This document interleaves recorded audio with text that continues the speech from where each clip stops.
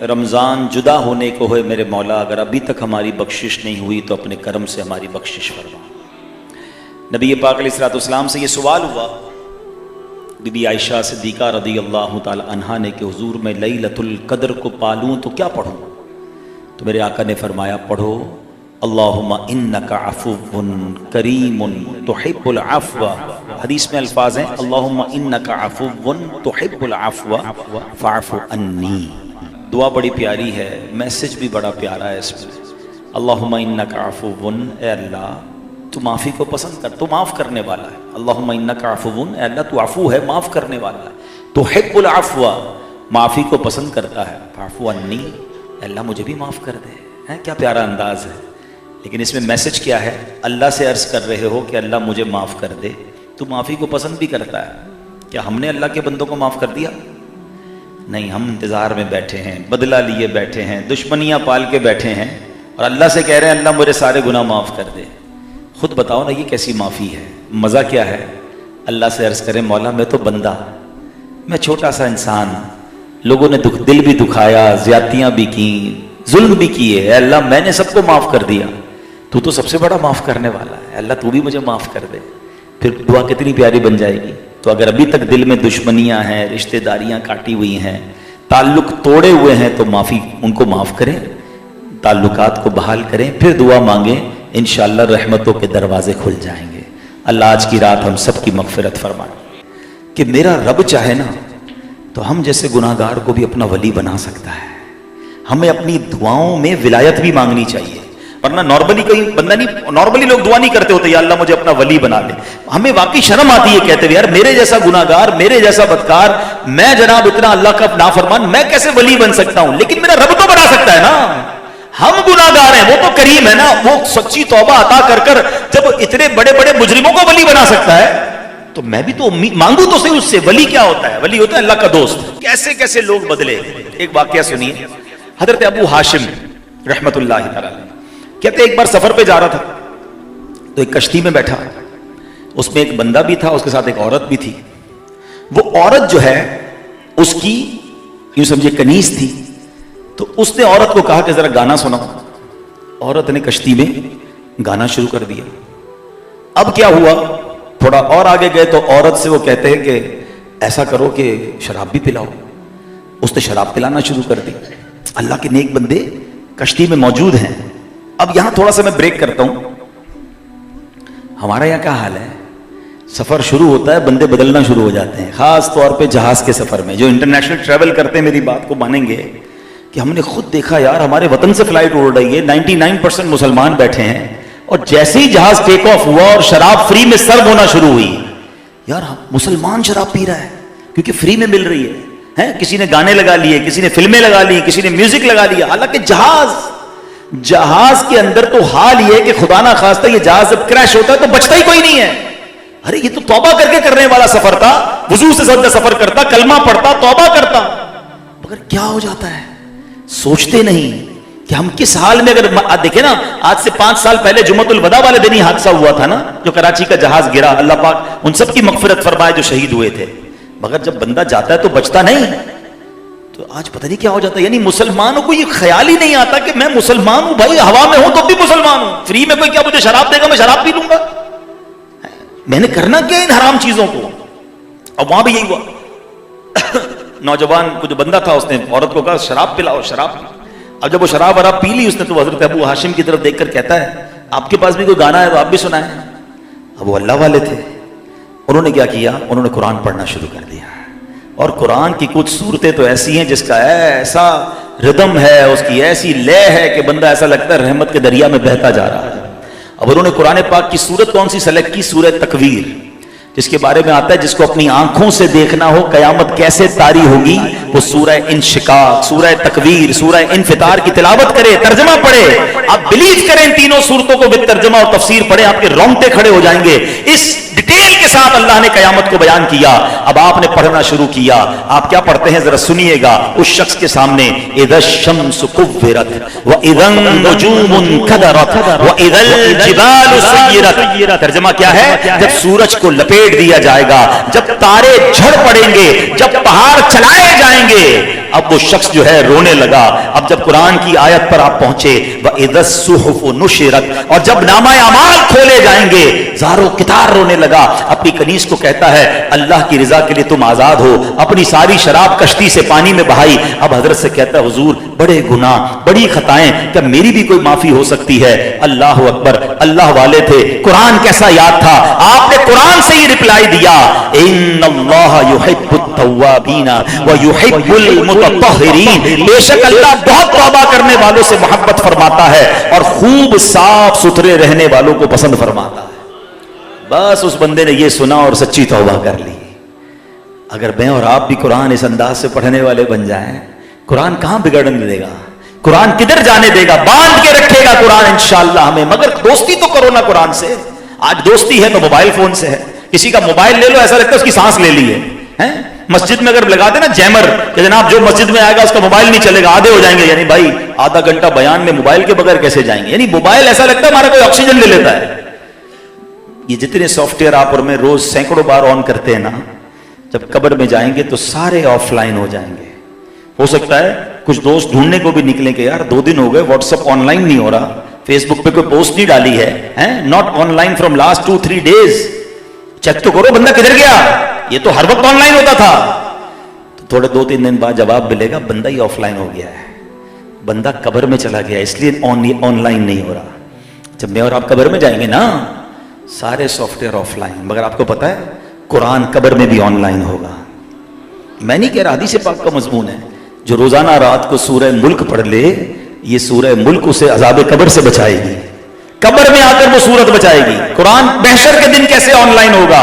سنو، نبی پاک علیہ الصلوۃ والسلام فرماتے جس کا مضمون ہے جو بندہ دن اور رات قرآن پڑھے، اس کے حلال کو حلال جانے، اس کے حرام کو حرام جانتا ہو، اللہ عز و جل فرشتوں کو اس کو ساتھی بنا دیتا ہے. جب قیامت کا دن ہوگا اب قرآن اللہ کی بارگاہ میں دلائل پیش کرے گا. لوگ کہتے ہیں نا یار میرا مقدمہ میں جیت جاؤں گا، بڑا کمال کا وکیل کیا ہے، بڑا مہنگا وکیل کیا ہے. آؤ میں بتاتا ہوں، قرآن کو اگر اپنا وکیل بنانا ہے، اللہ کی بارگاہ میں سفارشی بنانا ہے، اللہ کے حبیب علیہ الصلوۃ والسلام فرماتے ہیں، حدیث کا مضمون ہے قرآن اللہ کی بارگاہ میں دلائل دے گا. اے اللہ، دنیا میں جب بھی کوئی بندہ کام کرتا تھا نا اس کو اجرت ملتی تھی. اے اللہ، اے کریم، فلاں شخص دن اور رات میں میری تلاوت کرتا تھا، حلال کو حلال جانتا تھا، حرام کو حرام جانتا تھا. اے اللہ اب اس کی اجرت عطا فرما، اس کو اجر عطا فرما.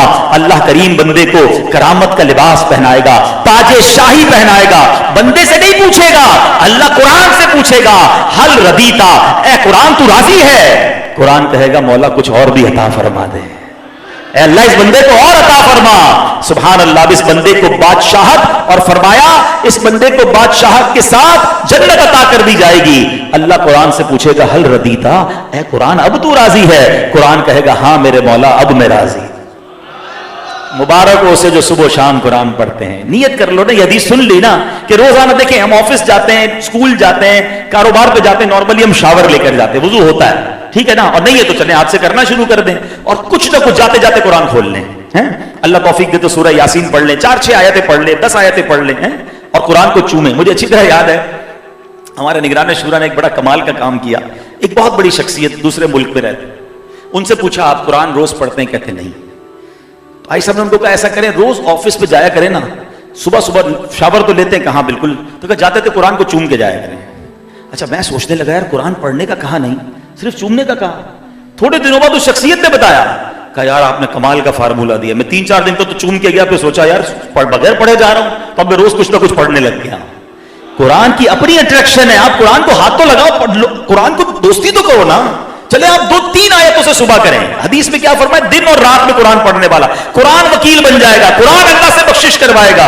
اور سبحان اللہ رات کو سورہ ملک پڑھ لیا کریں. اگر میں اور آپ یہ فارمولہ بنا لینا کہ میں دن میں آفس، کاروبار، گھر سے نکلنے سے پہلے کچھ نہ کچھ قرآن پڑھوں گا اور رات سونے سے پہلے کچھ نہ کچھ قرآن پڑھوں گا، انشاءاللہ قرآن سے دوستی ہو جائے گی. اور پھر قرآن کو سمجھنا شروع کریں. تلاوت اپنی جگہ، انڈرسٹینڈنگ آف قرآن، ایک ایک آیت میں خزانے ہیں، ایک ایک آیت میں کیا کیا نہیں ہے. میں نے ایک بڑی پیاری بات پڑھی سوشل میڈیا پہ، کسی نے لکھا، بڑی پیاری بات لگی مجھے. اچھی باتیں اچھی ہوتی ہیں لیکن لوگ الٹی سیدھی باتیں بھی پڑھ رہے ہوتے ہیں. اس نے لکھا کہ جناب دنیا میں ایسی بہت ساری چیزیں ہیں جس کا نام لو تو منہ میں پانی آ جاتا ہے، یعنی اس کے نام میں امپیکٹ ہے. آپ کی باڈی پر وہ امپیکٹ کر رہا ہوتا ہے. فرمایا جب دنیا کی چیزوں کے نام میں اتنا امپیکٹ ہے تو جو اللہ اللہ اللہ کرتا رہے, تلاوت قرآن کرے, بے شک وہ پڑھتا رہے گا, اس کے دل میں نور داخل ہو جائے. صرف نام الہی میں کیا کیا امپیکٹ موجود ہے اور کیا کیا برکتیں ملتی ہیں. اور پھر جو انڈرسٹینڈ کرے, آپ اگر ڈیپتھ آف قرآن سمجھنا چاہیں نا تو قرآن سے پوچھیں. قرآن کہتا ہے اگر ہم اس قرآن کو کسی پہاڑ پر نازل کرتے تو پہاڑ خشیت الہی کی وجہ سے ریزہ ریزہ ہو جاتا. پھر کون سی جگہ باقی بچی؟ نبی پاک کے دل اقدس کو اللہ نے یہ طاقت دی اور سینہ مصطفیٰ پر قرآن کو نازل کیا گیا. قرآن کی اپنی ہیبت ہے, قرآن کی اپنی طاقت ہے. 2 4 6 آیتیں پڑھ کر سمجھنے لگو گے, آپ فیل کریں گے کہ اندر کچھ داخل ہو رہا ہے, نور داخل ہو رہا ہے, برکتیں مل رہی ہیں. تو چلے پہلی نیت یہ ہو گئی کہ رمضان کا تحفہ کیا لینا ہے کہ انشاءاللہ روز قرآن پڑھیں گے انشاءاللہ. اب دوسرا تحفہ قرآن رمضان کا, جو ماشاءاللہ 5 وقت ہم نے نماز پڑھی ہے. میں نمازیوں سے بات کر رہا ہوں. ماشاءاللہ مجھے بہت حسن ظن ہے کہ آپ میں سے کسی کی رمضان میں کوئی نماز قضا نہیں ہوئی ہوگی ماشاءاللہ. اب میرا سوال یہ ہے کہ نماز جیسی رمضان جاتا ہے تو نماز قضا کیوں ہونا شروع ہو جاتی ہیں؟ یعنی ہم زبان سے نہیں کہہ رہے, میرا جملہ سخت ہے لیکن میں کہتا بھی اسی لیے ہوں, ہر جگہ ہی روزانہ بیان میں جملہ سب جگہ کہہ رہا ہوں کہ شاید کسی کے دل پہ چوٹ لگ جائے. اور ماشاءاللہ مجھے کچھ فیڈ بیک بھی آیا ایسا کہ لوگ سمجھ رہے ہیں. تھوڑا سخت جملہ ہے, ہم کہتے نہیں ہیں زبان سے لیکن پریکٹیکلی یہ میسج نہیں جا رہا کہ اے اللہ جب تک شیطان بند ہے نا, جب تک ہم نے تیری ماننی ہے, اور جیسے ہی شیطان چھوٹ جائے گا ہم نے پھر شیطان کی ماننی, تیری نہیں ماننی. کیسی بے وفائی ہے یہ, ہے نا غلط بات. آپ میں سے ہو سکتا ہے کوئی کہے بھائی ایسا کون کہتا ہے, کوئی بھی نہیں کہتا, بالکل کوئی زبان سے نہیں کہتا, مگر پریکٹیکلی یہ نہیں کہہ رہا ہوتا. مثال دیتا ہوں, کل ستار مسجد میں انشاءاللہ مغرب کی نماز میں نمازی زبردست ہوں گے انشاءاللہ. اور اگر مغرب کے بعد اعلان ہو جائے کہ چاند نظر آ گیا ہے, عشاء میں لوگ آئیں گے اترے؟ نارملی نہیں آتے. یار ایسا کیا ہو گیا کہ چاند دکھا اور میری عشاء ختم, میرا مسجد سے تعلق ہی ختم. اچھا عید والے دن کیا ہوتا ہے؟ عید کے دن عید کی نماز پڑھنا کیا ہے؟ واجب. کیا ہے ذرا بل کے دہرائیے, کیا ہے؟ اور فرض فجر کی نماز پڑھنا کیا ہے؟ فرض کی اہمیت زیادہ یا واجب کی اہمیت زیادہ؟ مگر لاکھوں لوگوں کی عید والے دن فجر کی نماز قضا ہوتی ہے. یعنی کمال ہے یار, ایک دن پہلے یہ وہی بندہ تھا جو پوری رمضان فجر پڑھتا رہا اور عید والے دن فجر قضا ہو گئی. یعنی پہلے دن ہی شیطان مجھ سے کھیل گیا اور میں شیطان کی باتوں میں آ گیا. اس سے بڑی بے وفائی کیا ہے کہ میرے رب نے پورا مہینہ مجھ پر رحمتیں برسائیں. ارے ہمیں مقابلے کے لیے تیار کیا گیا ہے. آؤ میں بتاتا ہوں قرآن کیا کہتا ہے. قرآن سے دوستی لگاتے ہیں نا, اور معاف کیجیے گا شیطان سے جو لوگ دوستی لگاتے ہیں, جو معاذ اللہ شیطان کی بات میں آ جاتے ہیں, آج سنو اللہ کا پیارا کلام ہمیں کیا کہتا ہے. شیطان سے دور رہیے. اللہ فرماتا ان الشیطان لکم عدو فاتخذوہ عدوا, بے شک شیطان تمہارا دشمن ہے, تم بھی اسے دشمن سمجھو. دشمنی کرنی ہے اس سے. اللہ سے دوستی کے لیے شیطان سے دشمنی کرنی ہوگی. یہ نہیں ہو سکتا کہ شیطان سے بھی دوستی اللہ سے بھی دوستی, یہ نہیں ہو سکتا.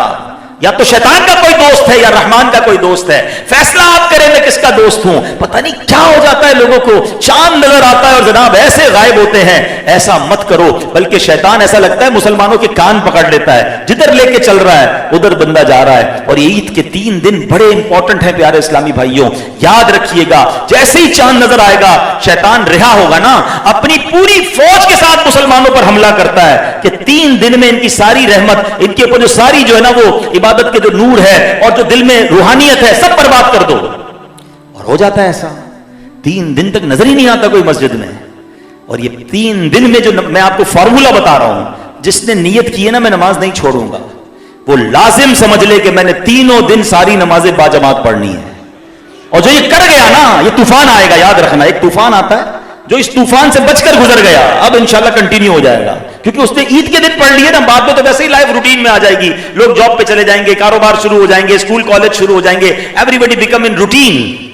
لیکن جو 3 دن نمازیں قضا کر گیا نا, پھر ہوتا کیا, اس کی ہمت ہی نہیں ہوتی. شیطان کہتا اب 3 دن تو نہیں پڑھی, بعد میں پڑھ لیں گے, اگلے جمعے سے پڑھیں گے. اس کی روٹین بریک اپ ہو جاتی ہے. بریک اپ نہیں ہونے دینا. آپ نے یہ ٹھان لینی ہے کہ اس بار شیطان تجھے جتنا زور لگانا ہے لگا لے, عید کے دنوں میں بھی میری ایک بھی نماز قضا نہیں ہوگی. ایک بزرگ کا واقعہ سناتا ہوں. ایک نیک شخص کی شیطان سے ملاقات ہوئی. وہ بندہ بڑا عقل مند تھا. شیطان سے کہتا ہے کہ اے ابلیس یہ بتا میں تیرے جیسا کب بن سکتا ہوں. شیطان کہتا ہے یہ کون آ گیا. جو میرے جیسا بننا چاہتا ہے. تو بہر بس اس نے ایک آدمی نے کہا مجھے یہ پسند ہے, تم سوال کا جواب دو, میں اگر تیرے جیسا بننا چاہوں تو کیسے بن سکتا ہوں. شیطان ہو سکتا ہے خوش ہوا ہو کہ چلو کوئی تو ملا جو میرے جیسا بننا چاہ رہا ہے. تو اس نے کہا کہ میرے جیسا بننا بڑا آسان ہے, بس 2 کام کر لو. نمبر 1, نمازوں میں سستی کیا کرو. نمبر 2, جھوٹی یا سچی قسمیں بس زیادہ کھایا کرو, قسمیں کھایا کرو ہر بات میں, تم میرے جیسے بن جاؤ گے. وہ نیک شخص کا کہتا ہے میں اللہ پاک سے وعدہ کرتا ہوں کہ آئندہ یہ دونوں کام نہیں کروں گا. شیطان کہتا ہے مجھے کسی نے بھی ایسا دھوکہ نہیں دیا, اب میں بھی وعدہ کرتا ہوں کبھی کسی آدمی کو نصیحت نہیں کروں گا. مگر ہمارا کام تو ہو گیا. اب غور کر لو, ادھر قرآن کہہ رہا ہے کہ شیطان کو دشمن سمجھو, اور ہم یہ 2 کام میں کتنے انوالو ہیں. نمازوں کی سستی تو اتنی عام ہے. نبی پاک شب معراج جب تشریف لے گئے نا, پیارے آقا نے ایک عذاب دیکھا تھا کہ لوگوں کے سر کچلے جا رہے ہیں بڑے بڑے پتھروں سے. سر کچلتا تھا, بعد میں ٹھیک ہو جاتا, پھر پتھر پھینکتے, پھر کچلتا, پھر ٹھیک ہو جاتا. نبی پاک نے جبریل امین سے پوچھا ہے جبریل یہ کون لوگ ہیں؟ فرمایا حضور یہ وہ لوگ ہیں کہ نماز کے وقت جن کے سر بوجھل ہو جاتے تھے, بھاری ہو جاتے تھے, یہ نماز نہیں پڑھتے تھے, سستی کرتے تھے. سچ بتاؤ رمضان کے علاوہ ہمارا کیا حال ہوتا ہے؟ کوئی کہنا حضرت نماز کے لیے چلے, بس آپ چلیں یار آج سر میں بڑا درد ہے, بس میں چلتا ہوں, آپ آگے چلیں میں چلتا ہوں. یعنی نماز کا نام سنتے ہی سر بھاری ہونا شروع ہو جاتا ہے. کیا یہ عذاب ہم سہ سکیں گے؟ اور شیطان کیا کہتا ہے میرے جیسا بننا ہے نا تو نمازوں میں سستی شروع کر دو. اب اپنے بارے میں غور کر لیں کہ میں کیسا بن جاتا ہوں اگر میں نمازوں میں سستی کر دوں. نہیں ماننی شیطان کی, انشاءاللہ اس بار رحمان کی ماننی ہے. اس بار یہ رمضان سے تحفہ لینا ہے, کچھ بھی ہو جائے ہماری ایک نماز قضا نہیں ہوگی. اور یہ آپ مجھے ایک بات بتائیں, آپ نے 29 دن نماز پڑھی, کیا نقصان ہو گیا آپ کو؟ کوئی پیسے کم ہو گئے, کوئی صحت خراب ہو گئی, کوئی طبیعت خراب ہو گئی, کیا آپ کا گیا کیا؟ آپ کو بہت کچھ ملا ہے. چہروں پر نور آنا لگ گیا ہے, وضو کر کے فریش ہونے لگ گئے ہیں, اللہ سے دوستی ہونے لگ گئی ہے, روز 5 بار اللہ سے باتیں کر رہے ہو. نماز کیا ہے؟ اللہ کی بارگاہ میں حاضری ہے. بزرگان دین نماز سے پیار کتنا کرتے تھے. مفتی امجد علی اعظمی رحمۃ اللہ تعالی علیہ, اتنے بڑے عالم, صدر الشریعہ انہیں کہا جاتا ہے, بہار شریعت جنہوں نے لکھی. ایک بار کوئی بیماری ہوئی آپ کا, غالباً کوئی آپریشن وغیرہ ہوا, بلکہ نہیں بیماری ہوئی تو آپ بے ہوش ہو گئے. ظہر کا وقت شروع ہوا, بے ہوش رہے, عصر کے وقت میں آپ کو ہوش آیا. جیسے ہی ہوش آیا نا, پہلا سوال یہ کیا نماز کا ٹائم باقی ہے؟ کسی نے بتایا حضور ظہر کا وقت چلا گیا ہے, عصر کا وقت شروع ہو گیا. آپ کی آنکھوں سے آنسو نکلنا شروع ہوئے. تو پوچھا کہ حضور تکلیف ہو رہی ہے آپ کو؟ کہا ہاں بہت تکلیف ہو رہی ہے کہ میری نماز قضا ہو گئی. کہا حضور آپ تو مفتی ہیں, اگر کوئی بندہ بے ہوش ہے اور اس کی نماز چلی گئی تو اس پہ پکڑ نہیں ہے؟ فرمایا پکڑ کی بات نہیں ہے, ایک وقت اللہ کی بارگاہ میں حاضری سے محروم رہ گیا. یہ سب نماز کو جو سمجھ لینا کہ اللہ کی بارگاہ میں آپ کو حاضری کا موقع مل رہا ہے. یہ 5 وقت نماز پڑھنا نعمت کتنی بڑی ہے پتہ ہے. ایک بار پیارے آقا علیہ الصلوۃ والسلام نے بڑی پیاری اگزامپل کے ذریعے سمجھایا. صحابہ سے سوال کیا یہ بتاؤ کسی بندے کے گھر کے باہر نہر ہو اور وہ 5 بار اس میں غسل کرے, کیا اس کے جسم پر کوئی میل رہے گا؟ 5 ٹائم. اپنے گھر میں بھی شاور پہ بھی 5 بار غسل کرے تو بندے تو بولے پانی ختم کرے گا, بھائی کتنا نہائے گا, بہت ہو گیا بھائی. 5 بار نہر میں غسل کرے. آقا فرماتے کوئی میل رہے گا؟ کہ حضور کوئی میل نہیں رہے گا. فرمایا یہی حال نماز کا ہے. جو بندہ 5 وقت نماز پڑھتا ہے 5 بار اللہ کی رحمت کے دریا میں غوطہ لگاتا ہے, اس پر کوئی گناہ باقی نہیں بچتا ہے. یہ گناہوں سے پاک کرنے والی ہے نماز. تو بس پلیز دل پر جو نا ایسا غم طاری ہوتا ہے نا کہ جب دیکھتے ہیں نا کہ وہ کدھر گئے نمازی, کیوں نمازیں قضا کرتے ہیں, کیوں شیطان کی بات مان لیتے ہیں. تو اس بار ایسا نہیں کریں گے, نماز پابندی سے پڑھیں گے انشاءاللہ. یعنی یہ رمضان آپ کے لیے ایسا گفٹ بن جائے, ہو سکتا ہے آپ کے گھر والے آپ کے دوست کہیں آپ کو یار کمال ہو گیا 5 ٹائم نماز, تو کہ بس رمضان مجھے تحفہ دے کر گیا ہے, میں نے نماز نہیں چھوڑنی ہے. اب اس پہ ایک چیز ضرور ہوگی جو ابھی سے بتا دیتا ہوں. ابھی شیطان بند ہے نا تو میں ساری باتیں بتا دیتا ہوں. وہ بھی قید میں سوچ رہا ہوگا یار میرے سارے راز تو یہ بتا رہے ہیں. اس نے کرنا یہ ہے کہ ہم نماز پڑھتے نا, ہم نے کچھ دوست ایسے رکھے ہوئے ہیں جو ہمیں پڑھنے نہیں دیتے. ہم جو نیک نہیں بنتے نا, میں کئی بار سوچتا ہوں یار ماشاءاللہ یہ ینگسٹر بچے اعتکاف میں بیٹھتے ہیں, مسجد میں آتے ہیں, پھر اس کے بعد 27ویں کو سب مل کے ہم رو رو کے توبہ کرتے ہیں, اور پھر چاند نظر آتے ہیں سارے بھاگ جاتے ہیں. اور یہ سالانہ پرابلم ہے, ہر سال دعا بھی کرتے ہیں, توبہ بھی کرتے ہیں اور چلے بھی جاتے ہیں. تو یہ کیوں ہوتا ہے؟ اس کا مطلب توبہ کرتے وقت ہم جھوٹے نہیں ہوتے, اللہ کی رحمت سے دل سے لوگ توبہ کرتے ہیں. مگر دوست وہ بنائے ہیں کہ رمضان کے بعد نماز پڑھیں تو مذاق اڑانا شروع کر دیتے ہیں. خیریت تو ہے, مولوی ہو گیا ہے, جمعہ پڑھ لینا ٹھیک ہے, کتنی نمازیں پڑھے گا. یعنی مجھے بتائیں وہ دوست کس کام کے جو مجھے نماز نہیں بننے دے رہے. اگر آپ نے واقعی نیک بننا ہے تو آپ کو اچھے دوست اپنانے ہوں گے, آپ کو برے دوست کو چھوڑنا ہوگا. اچھا دنیا میں یہ سب سمجھ آتا ہے. مثال کے طور پہ کسی کو باڈی بنانی ہو نا, وزن لوز کرنا ہے, ورک آؤٹ کرنا ہے, تو وہ کہتا ہے یار نہاری پائے والے دوستوں سے دور رہو, وہ والے دوست ڈھونڈو جو ورزش کرتے ہیں, وہ ڈائٹنگ کرتے ہیں, ان کے ساتھ رہوں گا, جم جاؤں گا تو میری بھی باڈی ٹھیک ہو جائے گی, کیونکہ ان کے ساتھ رہ کے میں اپنی باڈی ٹھیک نہیں کر سکتا. آپ چھوڑ دیتے ہیں ان لوگوں کو اور ان کے ساتھ اٹھنا بیٹھنا شروع کرتے ہیں جو آپ کو ڈائٹ پلان دیتے ہیں. بالکل اسی طرح اسکول کالج میں اگر اچھے نمبر لانے ہیں تو آپ کیا کرتے ہیں, یار اس بندے کو پکڑو جس کے نمبر اچھے آتے ہیں, جو روز اسٹڈی کرتا ہے, اس کے ساتھ بیٹھو. یہ جو گھومنے پھرنے والے دوست ہیں نا, یہ مجھے خود بھی نہیں پڑھیں گے, مجھے بھی نہیں پڑھنے دیں گے. اچھا ان تمام چیزوں میں دماغ سمجھ آ رہا ہے. اور نیک بننے کے معاملے میں کیا ہے کہ یار نیک بننا ہے مگر شرابی دوست نہیں چھوڑنے ہیں, نمازی بننا ہے مگر جواریوں کی کمپنی بھی چاہیے. کیسے ہوگا یار؟ 2 اور 2 4 والا فارمولا ہے. آپ اپنے ساتھ زیادتی کر رہے ہو. آپ خود نیک اس لیے نہیں بن رہے کہ آپ کمپنی چینج نہیں کر رہے. آپ نیک دوست اپنا لیں جن کو دیکھ کر آپ کو نماز پڑھنے کا جی چاہے. روایتوں میں آتا ہے دوست وہ ہوتا ہے جس کو دیکھ کر خدا یاد آ جائے. یار ایک تو دوست ایسا بنا لو نا کہ جس کو دیکھوں تو مجھے خدا یاد آ جائے. ہم نے دوست کیسے بنائے؟ جس کو دیکھ کر سنیما یاد آتا ہے, جس کو دیکھ کر ہمیشہ کو الٹا ہی کام یاد آتا ہے, اس کے پاس ہمیشہ کو الٹا ہی فارمولا ہوتا ہے. ہم جا کے بڑے مزے آ رہے ہیں, الٹی چیزیں جب بتاتا ہے ہم موج کر رہے ہیں. نمازیں قضا نہیں ہوں گی تو کیا ہوگا؟ ناموست بھی تو ہے نا. پلیز اچھے دوست ڈھونڈیں. اب آپ بولیں یار ایسے پرفتن دور میں دوست کہاں اچھے ملیں گے؟ ہے نا دعوت اسلامی کا ماحول, ایک سے ایک ماشاءاللہ ہیرے ہیں. ان کے قریب ہوں تو نماز پڑھنے کو جی چاہتا ہے, عشق رسول ملتا ہے, خوف خدا ملتا ہے. قافلوں میں جائیں بہت سارے دوست بن جائیں گے. بننا چاہیں تو آپ بولے میں گھر میں رہوں میرا وزن کم ہو جائے. بھائی آپ جم جاتے ہیں یا واک کرتے ہیں, دوڑ لگاتے ہیں, اپنا وزن کم کرنے کی کوشش کرتے ہیں, گھر بیٹھے بیٹھے دعا کرتے ہو جاتا ہے. اللہ چاہے تو سب کرنے پہ قادر ہے, مگر اسباب بھی تو ہے نا. نیک بننا ہے تو تھوڑی تو اسٹرگل کریں, تھوڑی تو کوشش کریں, پھر دیکھیں اللہ کریم کیسے رحمت کی نظر فرماتا ہے. تو یہ آپ نے ضرور کرنا ہے انشاءاللہ. دوسرا اب انشاءاللہ کل رات ہو سکتا ہے کہ چاند نظر آ جائے. یہ جب بھی پرسوں کل رات ہوگی یا پرسوں رات, یہ ہے لیلۃ الجائزہ. یہ رمضان کے بعد بڑی امپورٹنٹ نائٹ ہے لیلۃ الجائزہ. جائزہ کہتے ہیں انعام کی رات. یہ ساری رات انعامات کی رات ہے. ایک حدیث ہے جس کا مضمون ہے اللہ فرشتوں سے پوچھتا ہے. اب فرشتے اللہ سے پوچھتے ہیں اے اللہ ان مزدوروں کا کیا فیصلہ ہوا جنہوں نے اپنی مزدوری پوری کی؟ ہمارے بارے میں سوال کرتے ہیں اللہ سے. اللہ فرماتا ہے فرشتوں گواہ ہو جاؤ میں نے ان سب کی بخشش فرما دی. اللہ فرشتے کہتے ہیں یا اللہ وہ لیلۃ القدر کی رات؟ فرمایا نہیں وہ لیلۃ الجائزہ. حدیث کا مضمون ہے کہ وہ لیلۃ, صحابہ کرام کہتے ہیں حضور یہ جو رات بخشش والی ہے کہ اللہ پورے رمضان میں جتنے لوگوں کو بخشتا ہے اس کے برابر اس رات میں بخشتا ہے. کون سی رات؟ کیا وہ لیلۃ القدر ہے؟ فرمایا وہ رمضان کی آخری رات ہے جو عید الفطر سے پہلے والی رات ہے, خاص رات. اور اس رات کیا ہوتا ہے؟ چاند دکھتے ہی بازار فل, بلکہ بازار تو آج بھی فل ہے. میں آج تیسرا بیان کرنے آیا ہوں, مجھے پتا ہے میرا کیا حال ہوا ہے شہر کراچی میں. ہر طرف ٹریفک ہے, پبلک روڈوں پہ ہے. وہ جناب شاپنگ سینٹر آباد ہے. میں سوچتا رہا یار آج تو تاک رات ہے, یہ تو مسجد میں گزارنے والی رات تھی. عورتیں مرد سب مل کر عجیب طوفان مچا ہوا. کل پتہ نہیں چاند کے بعد کیا کرنا ہے لوگوں نے. یہ لیلۃ الجائزہ اللہ کو راضی کرنے والی رات ہے. آپ اگر زیادہ عبادت نہیں کر سکتے نا تو سو جانا, غلط جگہ پر مت جانا جہاں آنکھیں حرام دیکھیں, جہاں کان میوزک. ابھی سے میوزک چلنا شروع ہو گئے ہیں کئی شاپنگ سینٹر کے باہر. میں سوچ رہا تھا یار ان کو شرم نہیں آتی اپنا مال بیچنے کے لیے تاک رات کو آپ میوزک اور گانے بجا رہے ہو. یار کیا کرو گے؟ تھوڑے کیا میوزک دیکھ کر گھاک آئیں گے؟ مگر نہیں ہے, دل میں قدر ہی نہیں ہے رمضان کے حوالے سے. عید آ رہی ہے بھائی, عید یعنی اچھا چلے میں آخری بات کر لوں بس, وہ بھی دل کے درد کی باتیں, وہی والی بات کرتا بار بار. ہو سکتا ہے کچھ لوگ میرا بیان روز سن رہے ہو کہ عبدالحبیب بھائی روز ہی ایک بات کرتے ہیں. میں اسی لیے ہر جگہ جا کے ایک بات کر رہا ہوں.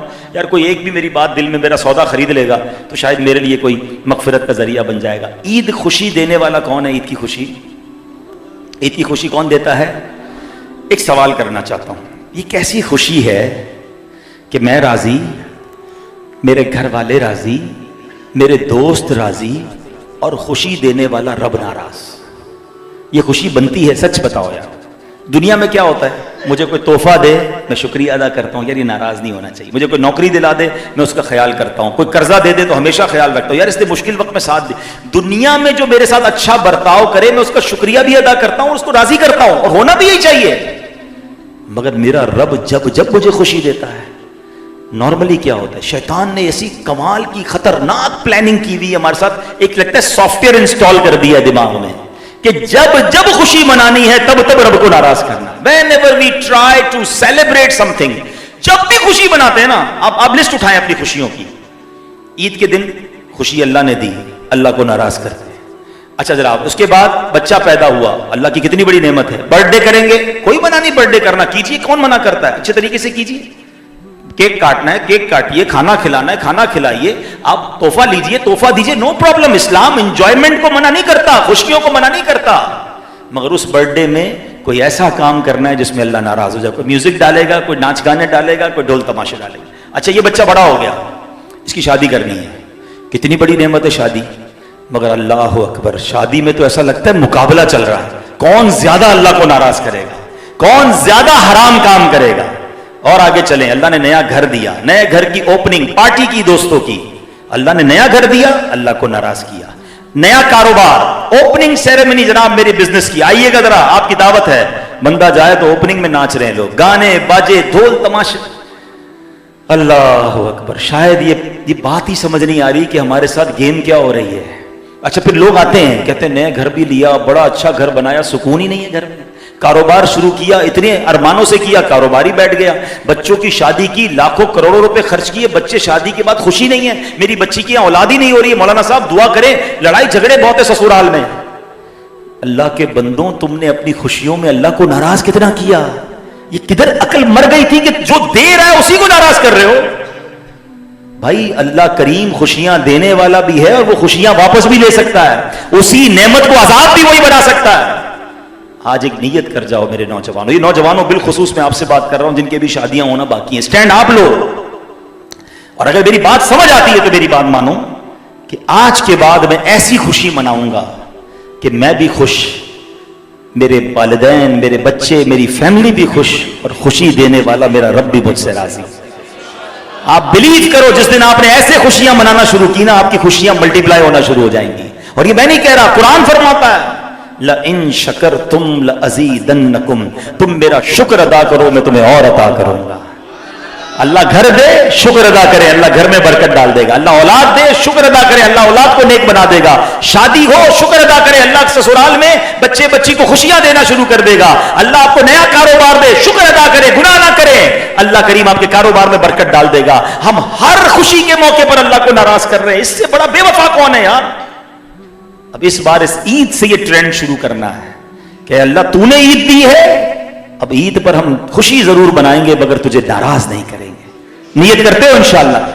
اب فائدہ اس میں ہمارا ہی ہے، ہم اپنے نقصان کرتے ہیں، اللہ کا کیا نقصان کوئی کر سکتا ہے. وہ خالق مالک، وہ بے نیاز ہے. ساری دنیا میں کوئی بھی اس کی عبادت نہ کرے، اس کی کوئی شان گھٹا نہیں سکتا. ساری دنیا اسے سجدہ کرے، اس کی کوئی شان بڑھا نہیں سکتا. بے نیاز مالک ہے. یہ ہم اپنی اوقات اور اپنی ویلیو بڑھاتے ہیں عبادت کر کے، اسے راضی کر کے کہ ہماری جھولیاں بھر دی جائیں. تو بس اللہ کرے کہ یہ بات سمجھ آ جائے، اور اس عید میں آپ نے ایسا ہی کرنا ہے. عید کی رات بھی ضائع مت کریں، عید کے دن نمازیں پڑھنی ہے، گناہ نہیں کرنے. عید کی نماز سے پہلے فطرہ دینا واجب ہے، اور ہر صاحب نصاب کو فطرہ دینا ہے. اب فطرے میں 4 قسم کے فطرے حدیثوں میں بیان ہوئے ہیں، جس میں جو، کشمش، کھجور اور گندم. ابھی 4 قسم کے فطرے بیان ہوئے ہیں، تو یقیناً ہمیں یہ دیکھنا ہوگا کہ میری اپنی الحمدللہ حیثیت کیا ہے. جو بالکل نارمل مڈل کلاس کے لوگ ہیں وہ گندم کا فطرہ دیں تو کوئی حرج نہیں. مالدار بھی گندم کا فطرہ دے گا، اس کا فطرہ ہو جائے گا. مگر اپنے دل سے پوچھے کہ اللہ کریم نے مجھے کروڑوں سے اچھا بنایا ہے، عید کے بہترین کپڑے خرید لیے، کھانا میں نے بہترین سحریاں افطاریاں کی، اور اب فطرے کی باری آ رہی ہے تو سب سے لوئسٹ کیٹیگری کا عید کی شاپنگ میں یہ تو نہیں کہا تھا دکاندار کو سب سے سستے والے کپڑے، سستے والے چپل، سستی والی ٹوپی دے دے بھائی عید پڑ رہا ہے. نہیں، سب سے اچھی والی چیزیں لی. فطرہ کون سا؟ سب سے سستا والا. ایکچولی اللہ کو ہمارے پیسے نہیں جاتے، اللہ کی بارگاہ میں ہماری نیت جاتی ہے. یہ شکرانے کا ایک انداز ہے کہ میرے مولا تو نے کروڑوں سے اچھا بنایا، تیری راہ میں بہترین خرچ کروں گا. اور فطرہ کس کو دیں؟ اپنے کسی غریب رشتہ دار کو دے دیں، اپنے کسی غریب ملازم کو بھی دے سکتے ہیں. جو زکوٰۃ کے مستحق ہیں آپ ان کو دے سکتے ہیں.